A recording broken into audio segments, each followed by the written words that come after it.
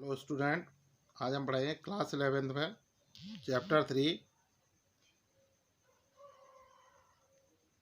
सांख्यिकी का परिचय।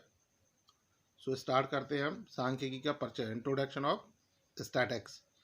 तो जो सांख्यिकी को अंग्रेजी भाषा के शब्द स्टैटिक्स का हिंदी अनुवाद है, यानी जो सांख्यिकी वर्ड है वो स्टैटिक भाषा अंग्रेजी भाषा के स्टैटिक्स का हिंदी अनुवाद है, उससे लिया गया है। जर्मन भाषा में से स्टैटिस्टिक तथा लैटिन भाषा में स्टेटस से बना है, जिसका अर्थ होता है राज्य या सरकार से होता है। सही अर्थ में स्टैटिस्टिक शब्द का प्रयोग जर्मनी के गणित शास्त्री गॉटफ्राइड एचेनवाल ने किया। ये जो गॉटफ्राइड एचेनवाल है, इनको हम फादर ऑफ स्टैटिक्स भी बोलते हैं, और ये आपका इम्पोर्टेंट टॉपिक है जो आपकी 11th क्लास के एग्ज़ाम में ऑब्जेक्टिव टाइप क्वेश्चन में आपसे पूछा जा सकता है। इन्हें भारत में भी सांख्यिकी की उत्पत्ति, प्रारंभ में जो सांख्यिकी की उत्पत्ति हुई वो राजाओं के विज्ञान के रूप में हुई, यानी इन्हें राजाओं का विज्ञान माना गया। राजा जो अपने राज्य संबंधी कार्य होते थे उनके लिए वो सूचनाएं एकत्रित करते थे, सूचना इकट्ठी करते थे। और जैसे मिस्र के जो सम्राट थे, मिस्र के जो राजा हुआ करते थे, वो पिरामिडों के निर्माण हेतु अपने आंकड़ों को एकत्रित करते थे। इसी तरह से रमेसेस द्वितीय ने भी भूमि संबंधी गणना कराई, यानी भूमि से संबंधित गणना के लिए भी स्टैटिस्टिक्स शब्द का प्रयोग किया या उसका उपयोग किया। इसीलिए इसे प्रारंभ में राजाओं के विज्ञान के रूप में जाना जाता था। भारत में कौटिल्य का अर्थशास्त्र आयनायकवरी में भी समंकों को संकलित करने, समंकों को यानी जो हमारे डाटा होता है या समंक होते हैं, आंकड़े होते हैं, उन्हें संग्रहित करने का संग्रहण कला स्पष्ट रूप में दिखाई देती है। यानी जो कौटिल्य का अर्थशास्त्र की जो बुक है उसके अंदर और आयनायकवरी में भी हम डाटा कलेक्शन का काम देख सकते हैं, उसमें भी डाटा कलेक्शन का काम किया जाता था।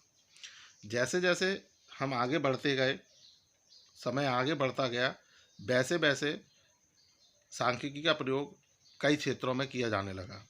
जैसे 16वीं शताब्दी में जो खगोल शास्त्र है उसके लिए सांख्यिकी का प्रयोग किया जाने लगा, जिसका प्रयोग 16वीं शताब्दी में खगोल शास्त्र के लिए जॉन्स कैपलर ने किया।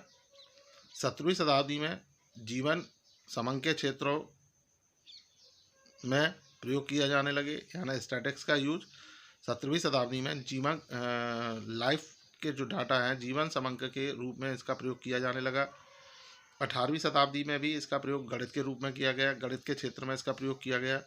19वीं शताब्दी में भी इसका प्रयोग किया, और इसका जो प्रयोग करने का श्रेय जाता है वो फ्रांसीसी गाल्टन और नैप को जाता है, कार्ल पियर्सन को जाता है। यानी 19वीं शताब्दी ने इन लोगों ने भी अपने विषय के अध्ययन के लिए सांख्यिकी या डाटा आंकड़ों का प्रयोग किया। इसी तरह से 20वीं शताब्दी में भी इनका स्टैटिक्स का प्रयोग किया जा रहा है। यानी वर्तमान की अगर बात करें तो वर्तमान में कोई भी क्षेत्र ऐसा नहीं है जिसमें हम सांख्यिकी का स्टैटिस्टिक का प्रयोग नहीं करते हैं। हर क्षेत्र में आज स्टैटिस्टिक यानी सांख्यिकी का प्रयोग किया जा रहा है। अब ये जो प्रयोग है, अब वो ना तो स्टैटिस्टिक का जो प्रयोग है, सांख्यिकी का जो प्रयोग है, वो आज वर्तमान में हम देख सकते हैं हर क्षेत्र में, चाहे वो आर्थिक क्षेत्र हो, चाहे वो सामाजिक हो, चाहे वो राजनीतिक हो, चाहे विज्ञान हो, सभी क्षेत्रों में आज हम स्टैटिस्टिक का प्रयोग कर रहे हैं, सांख्यिकी का प्रयोग कर रहे हैं। अब पहले जैसे अपन ने शुरू में पढ़ा था कि ये जो स्टैटिस्टिक है वो राजाओं का विज्ञान है, तो अभी केवल राजाओं का विज्ञान ना होकर सभी के लिए आंकड़े एकत्रित करके अपनी समस्याओं को ढूंढना, उनका हल निकालना, ये सारे काम आज स्टैटिस्टिक में किए जा रहे हैं। तो गाइज, हमने ये शॉर्ट में सांख्यिकी का परिचय लिया, आपको ये समझ में आ गया होगा। इसमें से दो तीन टॉपिक ऐसे हैं जो आपके बहुत इंपॉर्टेंट है, जैसे इनके लिए इसके स्टैटिस्टिक के जो फादर हैं वो कौन है? गॉटफ्राइड एचेनवेल। इसको प्रारंभ में क्या माना जाता था और आज वर्तमान में इसका प्रयोग किन किन क्षेत्रों में किया जाता है। सो गाइज, आपको ये परिचय समझ में आया होगा, अच्छा लगा होगा। इससे संबंधित किसी भी जानकारी के लिए आप ग्रुप पर अपने कमेंट भेजकर या ग्रुप पर आप पूछ सकते हैं। So thank you.